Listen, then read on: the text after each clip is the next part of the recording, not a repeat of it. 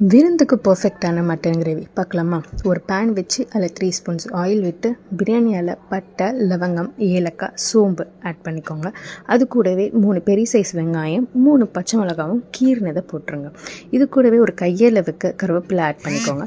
3 பெரிய சைஸ் தக்காளியும் ஆட் பண்ணிக்கோங்க. அது நல்லா ஃப்ரை ஆனதுக்கப்புறமா 1 spoon ginger garlic paste raw smell போகிற வரைக்கும் வதக்கிட்டு 3 ஸ்பூன்ஸ் வீட்டு குழம்பு மிளகாத்தூளும் 1 ஸ்பூன்ஸ் ரெட் சில்லி பவுடரும் கலருக்காக ஆட் பண்ணியிருக்கேன். அது நல்லா ஃப்ரை ஆனதுக்கப்புறமா நான் ஆல்ரெடி உப்பு மஞ்சத்தூள் போட்டு 5 விசில் வரைக்கும் வேக வச்ச மட்டனையும் ஆட் பண்ணி அது தண்ணியோடவே நல்லா ஃப்ரை பண்ணிகிட்டே இருந்துட்டு அது கூட கொஞ்சம் கசகசாவை சுடு தண்ணியில் ஊற வச்சு மிக்சியில் அரைச்சி அதையும் ஆட் பண்ணிக்கோங்க.